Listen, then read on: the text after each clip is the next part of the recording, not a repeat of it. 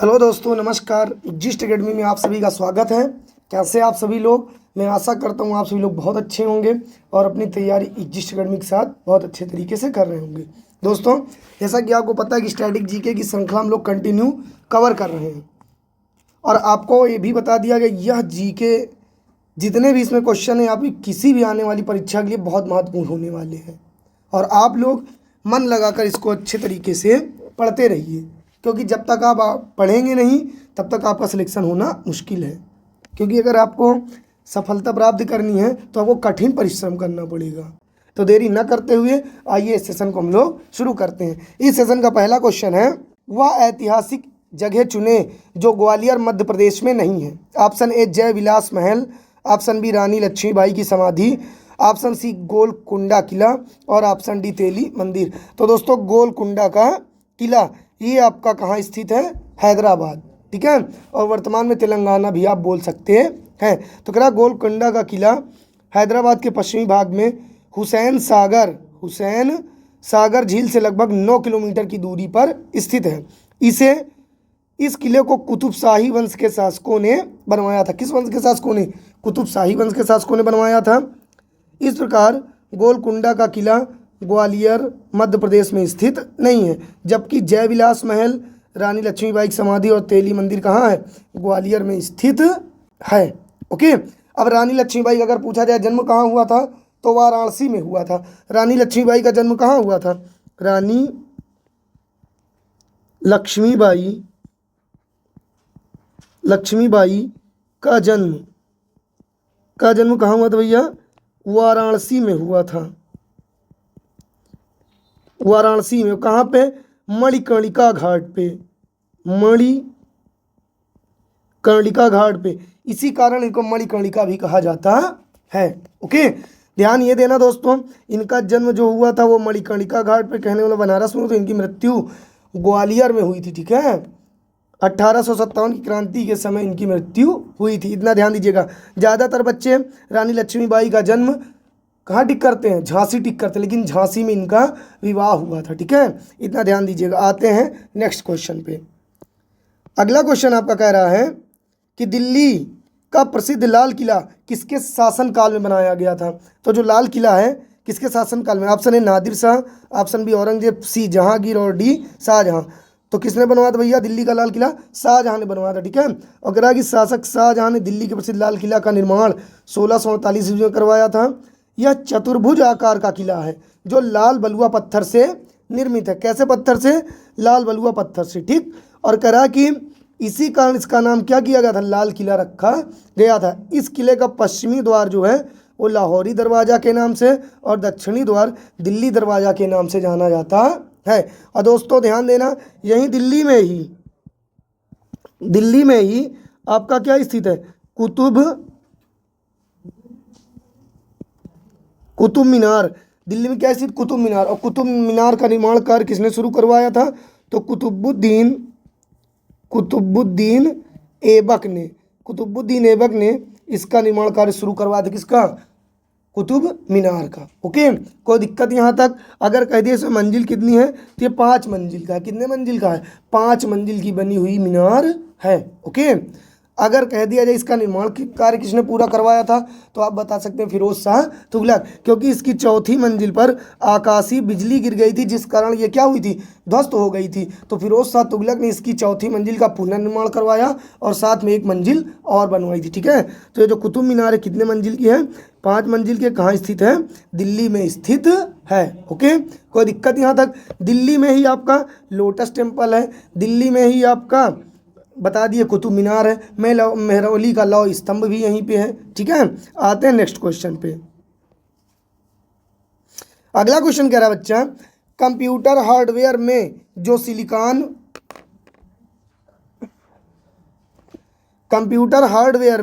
जो सिलिकॉन का बना होता है आंकड़ों की बहुत अधिक मात्रा को भंडार में रख सकता है, वह क्या कहलाता है?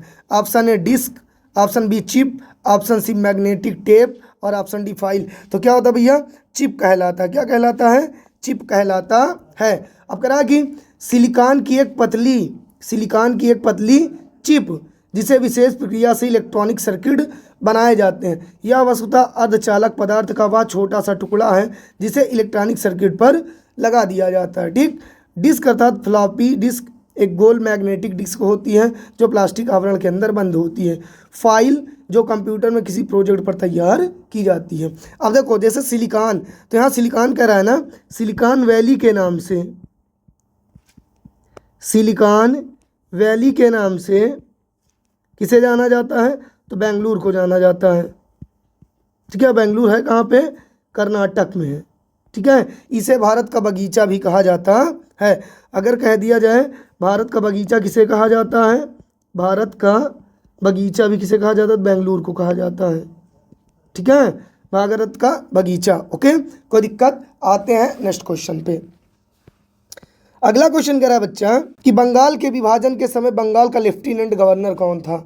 लेफ्टिनेंट गवर्नर कौन था, sir Andrews Fraser, H Risley, Brodrick, AT Arundel. तो भैया कौन थे, सर एंड्रयूज फ्रेजर थे। ठीक है, कह रहा है बंगाल विभाजन कब हुआ था, 1905 से 1906 में हुआ था। ठीक, इस समय बंगाल के लेफ्टिनेंट गवर्नर जो थे वो सर एंड्रयूज फ्रेजर थे। ठीक, अगर कह दिया जाए जो भारतीय गवर्नर था वो लॉर्ड कर्जन था। कौन था, लॉर्ड कर्जन था। ओके, फिर कह रहा है कि कर्जन ने भारत विरोधी कार्यों में सर्वाधिक महत्वपूर्ण जो कार्य किया वो क्या था, वो था भैया आपका बंगाल विभाजन था, बंगाल विभाजन था। ठीक, अच्छा जब बंगाल विभाजन हुआ तो इसका विरोध तो बहुत किया गया भारतीयों द्वारा।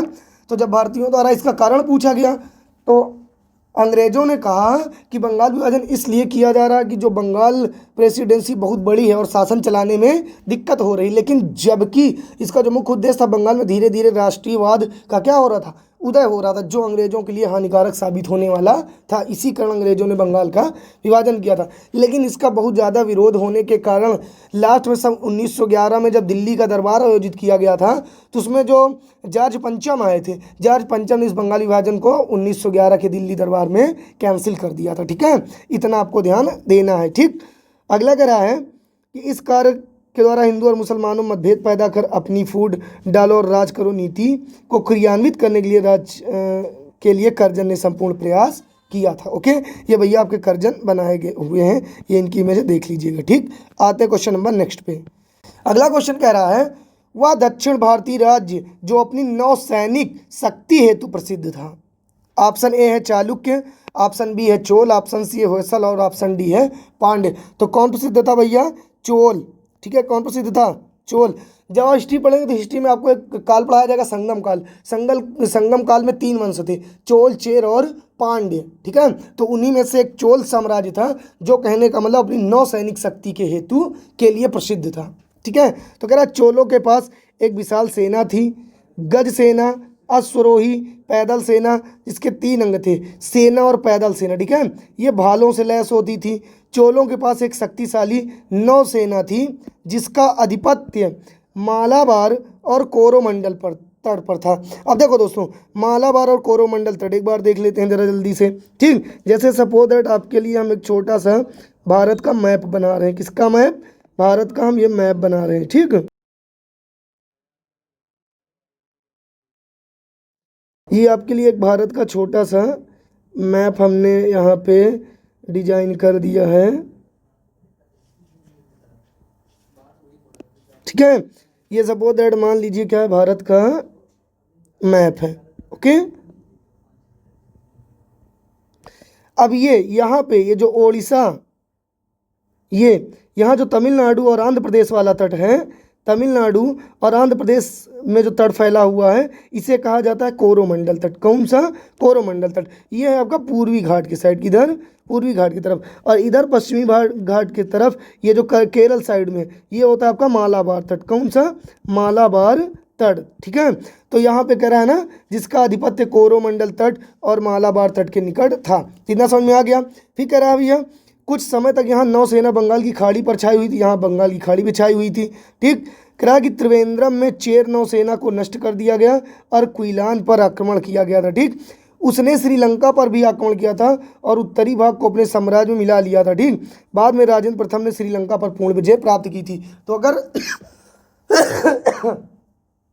अगर आपसे कह दिया जाए चोल वंश के किस राजा ने श्रीलंका पर पूर्ण विजय प्राप्त की थी, तो आप बताओगे राजेंद्र प्रथम ने श्रीलंका पर पूर्ण विजय प्राप्त की थी। ओके, इतना आप लोग ध्यान दीजिएगा। ये भैया राजेंद्र प्रताप की इमेज बनाई गई। ओके, कोई दिक्कत यहाँ तक? आते हैं नेक्स्ट क्वेश्चन पे। और दोस्तों, जैसे जैसे हम लोग आगे बढ़ते जाएंगे वैसे वैसे क्वेश्चन आपकी परीक्षा की दृष्टि से महत्वपूर्ण होते जाएंगे। और अगर यहाँ तक आप आ गए हैं तो प्लीज़ वीडियो को लाइक और शेयर करना ना भूलें। ओके, तो आते हैं क्वेश्चन नंबर नेक्स्ट पे। अगला क्वेश्चन कह रहा है बच्चा, महाभारत में उल्लिखित कुरुक्षेत्र नामक प्रसिद्ध युद्ध क्षेत्र के निकट स्थित, मतलब कहाँ स्थित है? रावलपिंडी, मेरठ, नई दिल्ली, अम्बाला शहर। तो बच्चा ये स्थित है अम्बाला शहर के निकट। कहाँ स्थित है? अम्बाला शहर के निकट स्थित है। करा कुरुक्षेत्र हरियाणा राज्य एक ऐतिहासिक नगर है। जिला यह हरियाणा के उत्तर में स्थित है। अम्बाला यमुनानगर, करनाल और कैथल से घिरा हुआ है। यहीं पर महाभारत की लड़ाई हुई थी। भगवान कृष्ण ने अर्जुन को गीता का उपदेश यहीं पर ज्योतिसर नामक स्थान पर दिया था। ओके, थोड़ा सा ये समझ लेते हैं कि महाभारत के रचयिता कौन है। महाभारत का दूसरा नाम पहले जानते हैं। दूसरा नाम जय संहिता है। जय संहिता। इसके रचनाकार वेद व्यास हैं। महाभारत में कुल 18 पर्व हैं। पर्व कितने हैं? 18। इसका जो पहला पर्व है, पहला पर्व आदि पर्व है और अंतिम पर्व स्वर्गारोहण पर्व है। अंतिम पर्व कौन सा है? स्वर्गारोहण। ठीक है, और इसी महाभारत के छठे पर्व में, किसमें? छठे पर्व में गीता का उल्लेख है। गीता का उल्लेख है। अगर आपसे कह दिया जाए महाभारत के किस पर्व में गीता का उल्लेख है, तो छठवां पर्व, और छठवें पर्व को भीष्म पर्व कहा जाता है। भीष्म पर्व कहा जाता है। तो अगर कह दिया जाए छठवें पर्व को किस नाम से जाना जाता है, तो भीष्म पर्व के नाम से जाना जाता है, जिसमें गीता का उपदेश दिया गया है। कोई दिक्कत? आते हैं बच्चा नेक्स्ट क्वेश्चन पे। अगला क्वेश्चन कह रहा है कि सुंदरवन विश्व के टाइटल हेलोफाइटिस जंगल का सबसे बड़ा एकल ब्लॉक है। कौन से जंगलों का? ठीक, तो जंगली झाड़ियाँ, पेपिरस, मैंग्रोव, मार्स। तो भैया मैंग्रोव वनों का एक क्षेत्र किसका है? मैंग्रोव वन का। कह भारत के पश्चिम बंगाल राज्य में स्थित सुंदरवन ज्वारीय लवणीय मैंग्रोव जंगल का सबसे बड़ा एकल ब्लॉक है। इसके अंतर्गत बांग्लादेश का दक्षिणी भाग भी शामिल है। सुंदरवन लगभग 1,40,000 हेक्टेयर क्षेत्र में फैला हुआ। कितने? 1,40,000 हेक्टेयर क्षेत्र में फैला हुआ है। इसे यूनेस्को द्वारा विश्व विरासत में भी शामिल किया गया था। ठीक है, अब भैया यूनेस्को की स्थापना कब हुई थी? तो यहीं लिख लो 1945 में। यूनेस्को का जो मुख्यालय है वो कहाँ पे है? पेरिस में है। यूनेस्को का मुख्यालय कहाँ पे है? पेरिस में स्थित है। ठीक, दूसरी बात, अगर कह दिया जाए कि ये जो मैंग्रोव क्षेत्र है ये गंगा प्लस ब्रह्मपुत्र नदी का जो डेल्टा है, गंगा और ब्रह्मपुत्र नदी का जो डेल्टा है उसे ही सुंदरवन डेल्टा के नाम से जाना जाता है, जो दुनिया का सबसे बड़ा डेल्टा है। दुनिया का सबसे बड़ा डेल्टा कौन सा है? सुंदरवन डेल्टा है। तो कोई दिक्कत यहाँ तक? ओके, आते हैं नेक्स्ट क्वेश्चन पे। और अगर आपको जानकारी अच्छी लग रही है तो प्लीज़ वीडियो को लाइक करिए। ओके बच्चा, कह राजीव गांधी पर्यावरण पुरस्कार दिया जाता है श्रेष्ठतम योगदान के लिए। मतलब किस चीज़ में श्रेष्ठतम योगदान के लिए पर्यावरण पुरस्कार दिया जाता है? तो देखो भैया, कह वनारोपण तथा परती भूमि के संरक्षण में, स्वच्छ प्रौद्योगिकी एवं विकास में, वन्य जीव संरक्षण में, पर्यावरण पर हिंदी पुस्तक लेखन में। तो भैया ये दिया जाता है स्वच्छ प्रौद्योगिकी एवं विकास में। ठीक है, तो अगर कह दिया स्वच्छ प्रौद्योगिकी एवं विकास में कौन सा पुरस्कार दिया जाता है, तो राजीव गांधी पर्यावरण पुरस्कार। ठीक, कह रहा राजीव गांधी पर्यावरण पुरस्कार की स्थापना कब हुई? तो 1993 में हुई थी। कब हुई थी? 1993 में। यह पुरस्कार स्वच्छ प्रौद्योगिकी विकास के लिए दिया जाता है। अब ध्यान दीजिएगा दोस्तों, यहीं पे एक बनाया, ये देखिए आपका ये सिंबल भी इसका बनाया गया है। यहाँ पे इमेज में क्या बना है? इसका सिंबल भी बना हुआ है। ठीक है, और अगर कह दिया जाए कि विश्व पर्यावरण दिवस मनाया कब जाता है? विश्व पर्यावरण दिवस कब मनाया जाता है बच्चा? तो 5 जून को। और इसको हाईलाइट कर लीजिएगा, ये आपकी परीक्षा में जरूर पूछा जाएगा, यहाँ से क्वेश्चन बनता है। ओके, अगर आपसे कह दिया जाए कि 29 जुलाई को कौन सा दिवस मनाया जाता है? 29 जुलाई को तो ये होता है भैया बाघ दिवस या फिर टाइगर डे।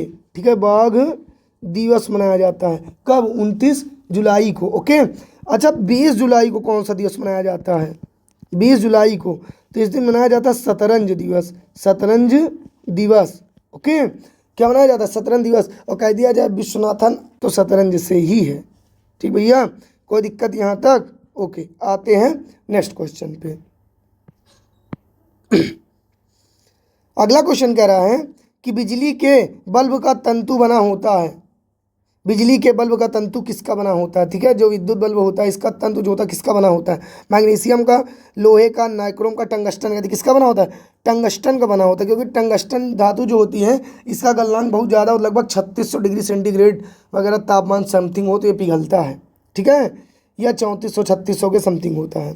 कह रहा विद्युत बल्ब द्वारा विद्युत प्रकाश ऊर्जा में परिवर्तित होती है। विद्युत बल्ब द्वारा जो विद्युत होती है वो किस में कन्वर्ट होती है? प्रकाश ऊर्जा में परिवर्तित होती है। इसमें कांच गोलक के अंदर लगे 2 तार पर टंगस्टन बारीक तंतु के रूप में जोड़ दिया जाता है, जिसे फिलामेंट कहा जाता है। ठीक है, इसमें विद्युत धारा के प्रवेश तंतु में अधिक गर्मी प्रवाहित होकर प्रकाश क्या करता है? देने लगता है। ठीक, और टंगस्टन का प्रयोग इसलिए करते हैं क्योंकि इसका जो गलनांक बिंदु है वो बहुत अधिक है। देखो यहाँ लिखा भी हुआ है कितना? 3400 डिग्री सेंटीग्रेड। तो 3400 से 3600 डिग्री सेंटीग्रेड समथिंग होता है। अगर आप विद्युत बल्ब में अक्रिय गैस के रूप में आर्गन थोड़ी सी मात्रा में भर दी जाती है, जिसमें टंगस्टन का वाष्पन ना हो जाए। ठीक है, जिसका टंगस्टन का वाष्पन ना हो। यहाँ पे देखिए आपको एक बल्ब बना के दिखाया गया है, ये देखिए, ये आपको एक बल्ब बनाकर दिखाया गया है। ठीक है, यहाँ पे ऊपर 2 देखो पॉइंट्स रखे गए हैं, टाँके रखे हैं, फिर दोनों तरफ एक एक पिन निकली हुई है। ये जो ऊपर इसमें एक पीतल की क्या होती है? कैप लगी होती है। बीच में एक कांच की क्या होती है? छड़ होती है। एक मोटा सुचालक तार के रूप में निकला होता है। और ये बल्ब जो होता है पूरा पूरा किसका बना होता है? कांच का बना होता है। और इसमें ये देखिए यहाँ पे लिखा हुआ फिलामेंट है ना, ये फिलामेंट बना हुआ है। ये क्या है? फिलामेंट तंतु होता है। ठीक है, जो किसका बना होता है? तो टंगस्टन का बना होता है। ओके, हीटर में जो तार होते हैं वो किसके बने होते हैं? नाइक्रोम के बने होते हैं। किसके बने होते हैं? नाइक्रोम के बने होते हैं। कोई दिक्कत यहाँ तक बच्चा? ओके, आते हैं नेक्स्ट क्वेश्चन पे। अगला क्वेश्चन करा है गौतम बुद्ध की माँ किस वंश से संबंधित थी? गौतम बुद्ध की माँ किस वंश से संबंधित थी? शाक्य वंश से, माया वंश से, लिच्छवी वंश से, कोली वंश से। तो भैया किस वंश से थी? कोलीय वंश से थी। ठीक है, कह गौतम बुद्ध का जन्म लगभग 563 ईसा पूर्व कपिल वस्तु के समीप लुम्बिनी नामक ग्राम में हुआ था। कहाँ हुआ था? लुम्बिनी नामक ग्राम में हुआ था। इनके पिता का नाम था शुद्धोधन, जो किस कुल के क्षत्रिय थे? शाक्य कुल के क्षत्रिय थे। ठीक है, और इनकी माता जो थी, इनकी मम्मी जो थी, इनकी मम्मी का नाम था महामाया। इनकी मम्मी का नाम क्या था? महामाया। और इनकी जो मौसी थी, मतलब माना जाता है कि इनके जन्म के 1 सप्ताह बाद इनके किसकी माता की समथिंग डेथ हो गई थी। ठीक है, तो इनका जो पालन पोषण किया था इनकी मौसी ने किया था। इनकी मौसी का जो नाम तो भैया महाप्रजापति गौतमी था। ठीक है, जो इनकी सबसे पहली शिष्या भी मानी जाती है। ओके, कोई दिक्कत यहाँ तक? तो इनकी माता भैया किस गणराज्य से थी? कोलिय गणराज्य से। ठीक है, और माना जाता है कि इनका जो पालन पोषण किया था इनकी मौसी ने किया था। ठीक है, और गौतम बुद्ध को ही लाइट ऑफ एशिया कहा जाता है। Light of Asia. Light of Asia किसे कहा जाता है? गौतम बुद्ध को कहा जाता है। ओके, कोई दिक्कत यहाँ तक? आते हैं नेक्स्ट क्वेश्चन पे। अगला क्वेश्चन कह रहा है उत्तर भारत में चांदी का सिक्का टंका जारी करने वाला शासक कौन था? या मध्यकालीन शासक कौन था? तो ऑप्शन है इल्तुतमिश, ऑप्शन बी है Razia, option C Alauddin Khilji, option D Mohammad Tughlaq. तो भैया इसको किसने जारी किया था? तो इल्तुतमिश ने जारी किया था। किसने किया था? इल्तुतमिश ने जारी किया था। इल्तुतमिश को ही गुलामों का गुलाम कहा जाता है। क्या कहा जाता है इल्तुतमिश को? इल्तुतमिश को गुलामों का गुलाम। इल्तुतमिश को गुलामों का गुलाम। इल्तुतमिश को क्या कहा जाता है? गुलामों का गुलाम, गुलामों का गुलाम कहा जाता है। किसको? इल्तुतमिश को। ठीक है, लेकिन इसी ने ही गुलाम वंश की या मामलूक वंश की वास्तविक नींव किसने रखी थी? तो इल्तुतमिश ने रखी थी। और गुलाम वंश की स्थापना किसने की थी अगर पूछ लिया जाए तो आप बताओगे कुतुबुद्दीन ऐबक ने की थी। कब की थी? 1206 में। अब 1206 से 1290 तक ही चला था। ठीक है, इनके बाद आराम शाह आता है। आराम शाह कौन होता है? कुतुबुद्दीन ऐबक का लड़का होता है। बाद में इसी को पराजित करके इल्तुतमिश कहने का मतलब दिल्ली सल्तनत का सुल्तान बनता है, राजा बनता है। ठीक है, तो कह रहा है कि इल्तुतमिश द्वारा किए गए कुछ महत्वपूर्ण कार्य, जैसे कुतुब मीनार का निर्माण कार्य पूरा करवाया, सर्वप्रथम शुद्ध अरबी के सिक्के, जो चांदी का टंका तथा तांबे का जीतल इसने चलाया था। चांदी का टंका और तांबे का क्या चलाया? जीतल चलाया था। ठीक, इतना भी आपको ध्यान देना है। इसने इक्ता प्रणाली शुरू की थी। इसने 40 सरदारों का एक समूह बनाया था जिसे तुर्कान चहलगामी के नाम से भी जाना जाता है। और दिल्ली में अमीरों का दमन भी इसी ने किया था। ओके, और अगर कह दिया जाए जो दल चालीसा है, दल चालीसा 40 दलों का जो सरदारों का समूह है, इसको समाप्त किसने किया था? दल चालीसा को तो बलबन ने किया था। किसने किया था? बलबन ने किया था। और बलबन ने ही भैया क्या किया था? सिजदा और पाबोस प्रथा को शुरू किया था। किसको? सिजदा और पाबोस। इसी ने लौह एवं रक्त की नीति अपनाई थी। किसने? बलबन ने। और माना जाता गुलाम वंश में सबसे मतलब ज़्यादा उम्र का शासक था। ठीक है, काफ़ी उम्र इसकी हो गई थी, लगभग 80-82 साल में ये क्या बना था? शासक बना था। ठीक है, कोई दिक्कत यहाँ तक? आते हैं नेक्स्ट क्वेश्चन पे। तो देखो भैया, अगला क्वेश्चन है आपका, हवा महल का निर्माण किसने किया था? किसने करवाया था? महाराजा भगवत सिंह, महाराजा जगजीत सिंह, महाराजा सवाई प्रताप सिंह, महाराजा जसवंत सिंह। तो इसका निर्माण करवाया था महाराजा सवाई प्रताप सिंह। ठीक है, अगला हवा महल भारत के राजस्थान राज्य की राजधानी जयपुर में स्थित है। कहाँ स्थित है? जयपुर में। इसका निर्माण 1799 में महाराजा सवाई प्रताप सिंह के द्वारा करवाया गया था। इसके जो वास्तुकार थे, मतलब इसके जो आर्किटेक्ट थे, उनका नाम था भैया लालचंद्र उस्ता ने इसको क्या किया था? डिजाइन किया था। हवा महल का निर्माण लाल एवं गुलाबी रंग के बलुआ पत्थरों से किया गया है, जिस कारण यह महल बहुत ही खूबसूरत लगता है। और इसमें क्या है? जालीदार खिड़कियां बनाई गई। कैसी खिड़कियां? जालीदार, जिन्हें झरोखा भी कहते हैं। ठीक है, और यह अनूठा 5 मंजिला महल है जो हिंदू और मुस्लिम इस्लामी वास्तुकला का मिश्रण है। माना जाता है कि राजाओं ने रानियों के लिए, कहने का मतलब एक प्रकार से हवा लेने के लिए, मतलब झरोखे का, वहाँ पे रानियाँ जो है ठंडी हवा लेने के लिए खिड़कियों के पास जाया करती थी। और इसमें कुल 953 खिड़कियाँ, कितनी खिड़कियाँ हैं? 953 खिड़कियाँ स्थित हैं। ये आपके एसएससी में पूछा गया था कि कहने का मतलब हवा महल में कुल कितनी खिड़कियाँ हैं? तो 953 खिड़कियाँ स्थित हैं। और किसने इसका निर्माण करा था? सवाई राजा प्रताप सिंह। ठीक, ये सवाई राजा प्रताप सिंह की इमेज बनाई गई है। कोई दिक्कत यहाँ तक? आते हैं बच्चा नेक्स्ट क्वेश्चन पे। और दोस्तों, अगर आपको वास्तव में यह वीडियो आपके लिए हेल्पफुल लग रही है तो प्लीज़ वीडियो को लाइक जरूर करिए। अगला क्वेश्चन करा, वायुयान के टायरों को फुलाने के लिए प्रयुक्त की जाने वाली गैस कौन सी है? Hydrogen, helium, nitrogen, argon. तो इसके लिए कौन सी गैस यूज होती है? नाइट्रोजन गैस यूज की जाती है। ओके, तो अगर कह दिया जाए वायुयान के टायरों को भरने हेतु नाइट्रोजन गैस प्रयुक्त की जाती है। नाइट्रोजन गैस का दबाव कम होने के कारण वायुयान के उतरते और रुकते समय विस्फोट होने की संभावना कम हो जाती है। बात समझ में आ गई? ओके, ये देखिए आपकी नाइट्रोजन गैस दिखाई गई, कैसी है? ये लिक्विड नाइट्रोजन है। कैसी? लिक्विड नाइट्रोजन है। अब भैया अगर आपसे कह दिया जाए वायुमंडल में सबसे ज़्यादा कौन सी गैस पाई जाती है? तो यही पाई जाती है नाइट्रोजन। कितने परसेंट? 78% ये वायुमंडल में पाई जाती है। और आपकी जो ऑक्सीजन है, ऑक्सीजन का जो परसेंटेज है वो 21% समथिंग है, लगभग में है। ठीक है, तो कोई दिक्कत यहाँ तक? ओके, चलो आते हैं बच्चा नेक्स्ट क्वेश्चन पे। अगला क्वेश्चन आपका कह रहा है, वैदिक काल में किस जानवर को अघन्य माना गया? अघन्य शब्द किसके लिए प्रयोग किया गया है? ऑप्शन ए बैल, ऑप्शन बी भेड़, ऑप्शन सी गाय, ऑप्शन डी हाथी। तो भैया किसके लिए प्रयोग किया गया है? गाय के लिए प्रयोग किया गया। ठीक, वैदिक काल में गाय को अघन्य कहा गया है, अर्थात न मारने योग्य कहा जाता है। गाय को गविष्ठ भी कहा गया है। इसमें वैदिक काल में हल के लिए अर तथा तसर शब्द करघा के लिए प्रयुक्त हुआ है। बात समझ में आ गई? तो वैदिक काल में अघन्य शब्द किसके लिए प्रयोग होता था? गाय के लिए प्रयोग होता था। ठीक है, ये देखिए गाय की इमेज आपको बना के दिखाई गई है। ठीक है, इतनी चीज़ें आप लोग ध्यान दीजिएगा। आते हैं नेक्स्ट क्वेश्चन पे। अगला क्वेश्चन कह रहा है, कांग्रेस के मंच से भारतीय राष्ट्रीय कांग्रेस के किस अधिवेशन में प्रथम बार स्वराज शब्द का प्रयोग किया गया था? ठीक है, तो देखो भैया ऑप्शन ए है बनारस अधिवेशन 1905, कलकत्ता अधिवेशन 1906, सूरत अधिवेशन 1907, उपरयुक्त में से कोई नहीं। तो ये भैया हुआ था कलकत्ता अधिवेशन 1906 में। ठीक है, कलकत्ता अधिवेशन 1906 में स्वराज शब्द का प्रयोग सबसे पहली बार किया गया था। ठीक, तो देखो कह रहा 1906 के कलकत्ता अधिवेशन में स्वराज शब्द का प्रयोग पहली बार किया गया था। इस अधिवेशन की अध्यक्षता दादा भाई नौरोजी ने की थी। किसने की? दादा भाई नौरोजी ने, जो एक कैसे व्यक्ति थे?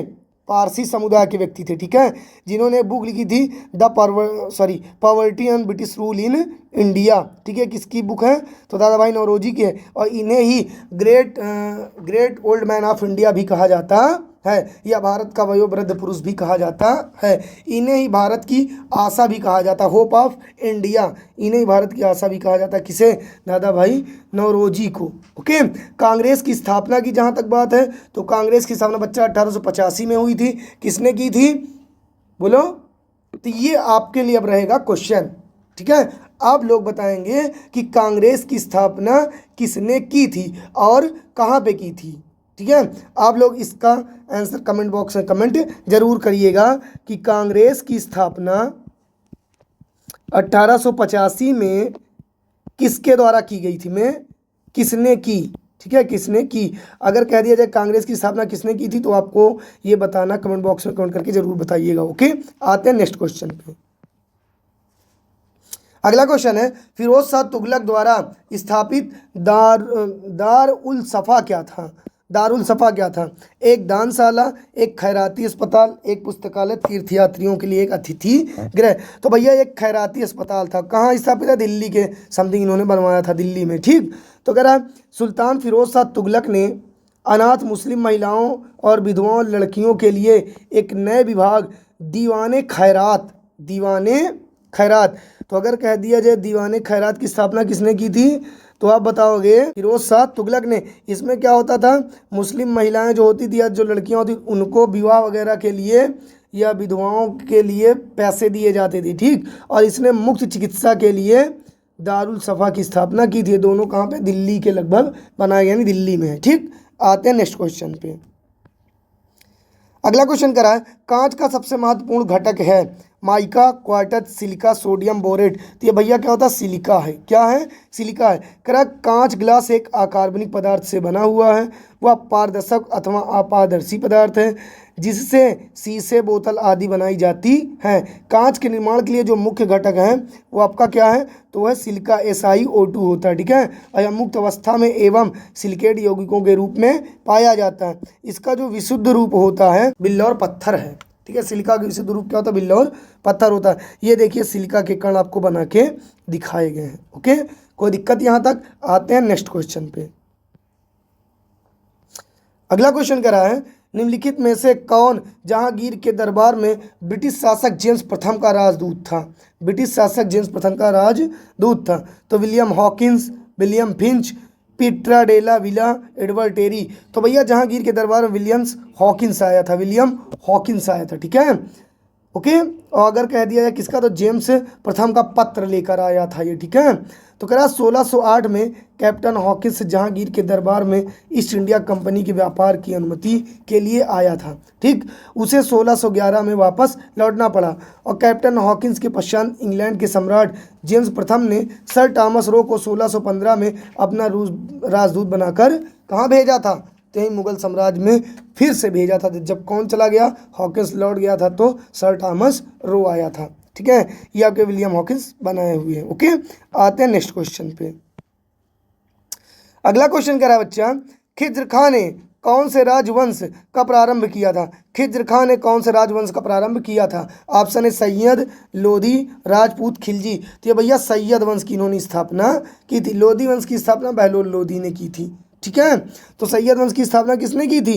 खिज्र खां ने। अगर कह दिया जाए खिलजी की तो जलालुद्दीन खिलजी ने की थी। ठीक, तो कह रहा खिज्र खां सैयद राजवंश का संस्थापक था। तैमूर ने 1358, तैमूर लंग था एक, उसने 1398 में क्या किया था? भारत पर आक्रमण की थी, जिसमें खिज्र खां ने उसकी सहायता की थी। ठीक है, किसने सहायता की थी? खिज्र खां ने। किसकी?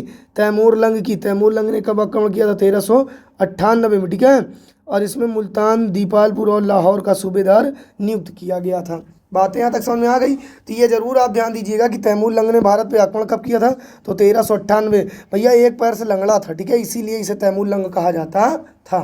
ठीक, आते हैं नेक्स्ट क्वेश्चन पे। अगला क्वेश्चन करा है, सिरका निम्न में से एक जलीय घोल है किसका? ऑक्जेलिक अम्ल का, साइट्रिक अम्ल का, हाइड्रोक्लोरिक अम्ल का और एसिटिक अम्ल का। तो भैया सिरका एसिटिक अम्ल का घोल होता है। ऑक्जेलिक अम्ल पालक और टमाटर में पाया जाता है। साइट्रिक अम्ल नींबू वगैरह में पाया जाता है। ठीक है, तो कह रहा है सिरका एसिटिक अम्ल यानी CH3COOH का जलीय घोल होता है। साइट्रिक अम्ल नींबू में पाया जाता है। HCl हाइड्रोक्लोरिक अम्ल होता है। HCl हाइड्रोक्लोरिक अम्ल होता है, जिसका प्रयोग अम्लराज बनाने में किया जाता है, इक्वारिजिया बनाने में किया जाता है। ओके, और HCl क्या होता है? खाना पचाने में मदद करता है। जो आपका पेट है इसमें HCl भी पाया जाता है। लेकिन HCl जो होता है बच्चा ध्यान दीजिएगा, सबसे सॉलिड एसिड होता है, सबसे सॉलिड अम्ल होता है। कौन? HCl, क्योंकि इसका जो pH मान होता है 0 से 1 होता है। अगर कह दिया जाए सबसे कठोर अम्ल कौन सा होता है, तो HCl होता है। लेकिन हमारे पेट में ये क्या होता है? पानी से मिल जाता है। तो जब पानी से मिल जाता है, जिसका जो pH मान होता है वो नॉर्मल हो जाता है, लगभग 4 पॉइंट समथिंग कुछ होता है। ठीक है, तो इतना आप लोग ध्यान दीजिएगा। ओके, आते हैं नेक्स्ट क्वेश्चन पे। और ये देखिए इसका जो फार्मूला है, इसकी जो कंडीशनें बना के दिखाई गई है। ठीक, आते हैं नेक्स्ट क्वेश्चन पे। अगला क्वेश्चन है, अकबर की इच्छा अनुसार किसने रामायण का फारसी भाषा में अनुवाद किया था? तो मैं पहले बता दे रहा हूँ, रामायण का तमिल भाषा में अनुवाद कवि कंबन ने किया था। और रामायण को जो लिखा था वो किसने लिखा था भैया? तो वाल्मीकि जी ने लिखा था। रामायण को किसने लिखा था? वाल्मीकि ने लिखा था। ठीक है, रामायण में कुल कितने कांड हैं? तो 7 कांड हैं। ओके, इनमें सबसे बड़ा कांड कौन सा है? तो युद्ध कांड या लंका कांड। ठीक है, और सबसे छोटा किष्किंधा कांड। लेकिन तुलसीदास जी द्वारा रचित श्री रामचरितमानस का सबसे बड़ा कांड बाल कांड है। ये आप लोग ध्यान दीजिएगा। ओके, तो कह रहा अकबर की इच्छा अनुसार किसने रामायण का फारसी भाषा में अनुवाद किया था? तो भैया किसने किया था? अब्दुल कादिर बनायुनी ने किया था। अब्दुल कादिर बनायुनी ने इसका फारसी भाषा में अनुवाद किया था। कह रहा मुगल सम्राट अकबर ने एक अनुवाद विभाग की स्थापना की थी। इसके अधीन अनेक हिंदू धार्मिक ग्रंथों का फारसी भाषा में अनुवाद किया जाता था। गणित की पुस्तक लीलावती जो थी, इसका फारसी भाषा में अनुवाद फैजी ने किया था। अबुल फजल ने पंचतंत्र तथा अकबर के धार्मिक नीतियों से असंतुष्ट रहने वाला अब्दुल कादिर बनायुनी, इन्होंने रामायण का फारसी भाषा में अनुवाद किया था। बात समझ में आ गई? अगर कह दिया जाए कि जो आपका था लीलावती नामक पुस्तक का फारसी भाषा में अनुवाद, तो फैजी ने किया था। अगर कह दिया जाए पंचतंत्र का, तो अबुल फजल ने किया था। रामायण का अब्दुल कादिर बनायुनी ने किया था। Okay, option number B is right. आते हैं नेक्स्ट क्वेश्चन पे। अगला क्वेश्चन बच्चा कह रहा है कि ध्वनि तरंगे निर्वात में चल सकती हैं, केवल ठोस माध्यम में चल सकती हैं, केवल गैसों में चल सकती हैं, ठोस तथा गैस दोनों माध्यम में चल सकती हैं। तो भैया जो ध्वनि तरंगे होती हैं ये ठोस तथा दोनों माध्यम में चल सकती हैं, ठोस तथा गैस दोनों माध्यम में। कह रहा ध्वनि एक प्रकार की ऊर्जा है जिसकी उत्पत्ति कंपायमान वस्तुओं से होती है, किंतु यह आवश्यक नहीं है कि हर कंपायमान वस्तु से ही कंपन से ही ध्वनि उत्पन्न हो। तो ऐसा नहीं है। ठीक है, कह रहा ध्वनि के संचरण के लिए द्रव्यात्मक माध्यम अर्थात ठोस, द्रव एवं गैस आवश्यक होता है। ध्वनि का संचरण द्रव की अपेक्षा ठोस और गैस में ज़्यादा होता है, ज़्यादा तेज़ी से चलती है। ठीक है, लेकिन निर्वात में ध्वनि का कोई संचरण नहीं होता है। ध्वनि की जो दोस्तों तीव्रता मापी जाती है वो डेसिबल में मापी जाती है। आते हैं नेक्स्ट क्वेश्चन पे। अगला क्वेश्चन करा है कपिल मुनि तथा प्रतिपादित दार्शनिक प्रणाली है। मतलब कपिल मुनि के द्वारा प्रतिपादित दार्शनिक प्रणाली कौन सी है? पूर्व मीमांसा, सांख्य दर्शन, न्याय दर्शन, उत्तर मीमांसा। तो कपिल मुनि भैया सांख्य दर्शन के प्रतिपादक थे। सांख्य दर्शन का प्रवर्तन महर्षि कपिल मुनि के द्वारा माना जाता है। इसका सबसे प्राचीन तथा प्रमाणिक ग्रंथ सांख्य कारिका है, जिसकी रचना ईश्वर कृष्ण ने की थी। किसने की थी? ईश्वर कृष्ण ने की थी। सांख्य भारत में प्राचीनतम दार्शनिक संप्रदायों में से एक है। यह दर्शन मानता है कि संसार का निर्माण पुरुष प्रकृति संयोग से हुआ है, ठीक है। और गीता में सांख्य दर्शन की चर्चा की गई है। इधर साइड में देखिएगा आप लोग, राइट साइड में कुछ प्रतिपादक और उनके दर्शन दिए गए, जैसे पूर्व मीमांसा के जैमिनी, उत्तर मीमांसा बादरायण, न्याय दर्शन के गौतम, वैशेषिक दर्शन कणाद, योग दर्शन के पतंजलि हैं। ओके, कोई दिक्कत? आते हैं बच्चा नेक्स्ट क्वेश्चन पे। अगला क्वेश्चन है, निम्नलिखित में से कौन सा देश क्षेत्रफल के अनुसार सबसे छोटा है? ऑप्शन है ब्राजील, भारत, कनाडा, रूस। तो देखो भैया, इसके अनुसार सबसे छोटा कौन सा बनेगा? भारत बनेगा। सबसे छोटा कौन सा है? भारत है इस ऑप्शन के अकॉर्डिंग, ठीक है। दिए गए विकल्पों में भारत सबसे छोटा देश है। भारत विश्व में क्षेत्रफल के अनुसार या क्षेत्रफल के अकॉर्डिंग किस नंबर पे है? तो 7वें स्थान पे, और जनसंख्या के मामले में दूसरे नंबर पे है। और क्षेत्रफल में सबसे बड़ा देश रूस, फिर कनाडा, फिर चीन, फिर अमेरिका, फिर ब्राज़ील तथा ऑस्ट्रेलिया के बाद भारत का स्थान आता है। ओके, कोई दिक्कत? ऑस्ट्रेलिया की राजधानी कैनबरा, ठीक है। कोई दिक्कत यहाँ तक? ओके, आते हैं बच्चा नेक्स्ट क्वेश्चन पे। अगला क्वेश्चन कह रहा है कि भारत का सबसे बड़ा व्यापारिक बैंक कौन सा है? NABARD, state bank of India, IICI bank, union bank of India. तो भैया सबसे बड़ा bank state bank of India. State bank of India क्या है? भारत का सबसे बड़ा बैंक है, ठीक है। ये देखिए स्टेट बैंक ऑफ इंडिया की इमेज आपको दिखाई गई है, ठीक है। स्टेट बैंक ऑफ इंडिया की क्या दिखाई गई? इमेज दिखाई गई है आपको। ओके, कोई दिक्कत यहाँ तक? बोलो जल्दी। अगले क्वेश्चन पे आते हैं, क्वेश्चन नंबर नेक्स्ट। अगला क्वेश्चन करा है, किसने कहा था तिलक भारतीय शांति के जनक है? भारतीय शांति का जनक किसने कहा था बाल गंगाधर तिलक को? ऑप्शन है Valentine Chirol, Louis Fischer, Webb Miller, Lord Reading. तो किसने कहा था भैया? वेलेंटाइन सिरोल ने कहा था, ठीक। वेलेंटाइन सिरोल ने बाल गंगाधर तिलक को भारतीय शांति का जनक कहा था। ओके, कोई दिक्कत? बोलो जल्दी। आते हैं नेक्स्ट क्वेश्चन पे। अगला क्वेश्चन कह रहा है कि निम्नलिखित में से कौन सी नदी भ्रंश घाटी से बहती है? कौन सी नदी भ्रंश घाटी से बहती है? अमेजन, सिंधु, वोल्गा, राइन। तो कौन सी भैया? राइन नदी बहती है। अमेजन नदी सबसे बड़ी नदी है, नील नदी सबसे लंबी नदी है। ओके, सामान्य रूप से रिफ्ट घाटी से लंबी तथा सकरी परंतु अत्यधिक गहरी होती है।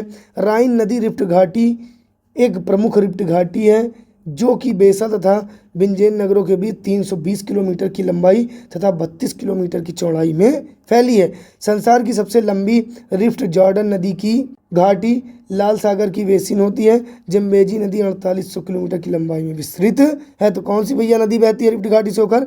राइन नदी होकर बहती है। ओके, अगला आते हैं क्वेश्चन नंबर नेक्स्ट पे।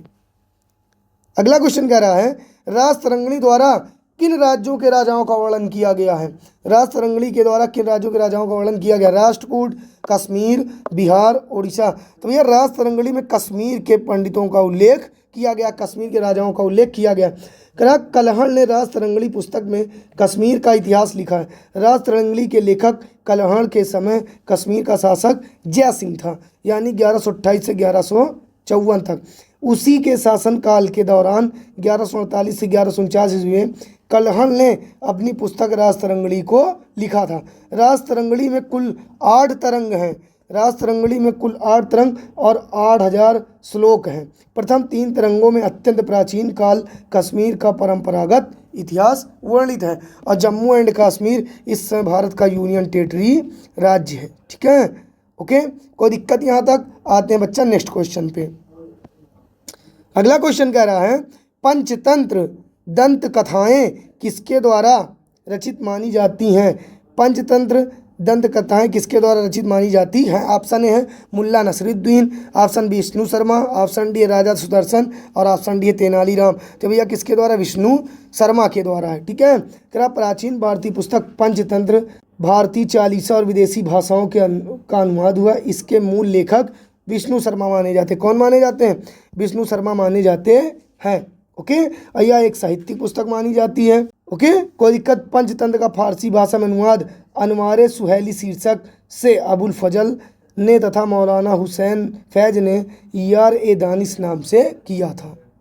ओके, कोई दिक्कत? यहाँ तक चीज़ें समझ में आ रही हैं? ओके बच्चा, और अगर सेशन अच्छा लग रहा हो तो प्लीज़ वीडियो को लाइक करिए।